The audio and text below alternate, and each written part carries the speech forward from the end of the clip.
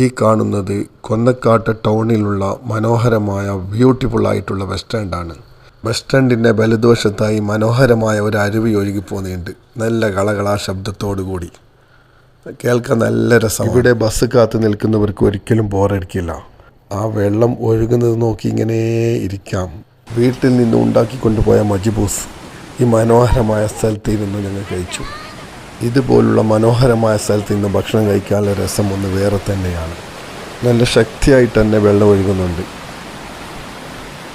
നല്ല ടേസ്റ്റി ആയിട്ടുള്ള മജ്ബൂസും പിന്നെ ഈ ഒഴുകുന്ന വെള്ളത്തിൻ്റെ ശബ്ദവും രണ്ടും കൂടിയാകുമ്പോൾ പിന്നെ ഒന്നും പറയാനില്ല.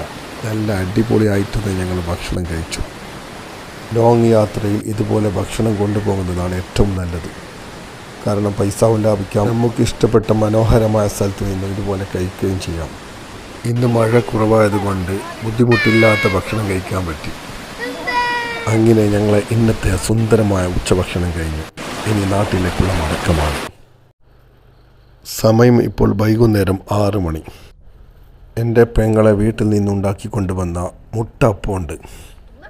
അതിവിടെ നിന്ന് കഴിക്കാമെന്ന് വിചാരിച്ചു. ആൾക്കാരൊന്നും ഇല്ലാത്ത കുഞ്ഞ് ബസ് സ്റ്റോപ്പ് കിട്ടി. ഇവിടെ ഇരുന്ന് മുട്ട അപ്പവും കഴിച്ചു.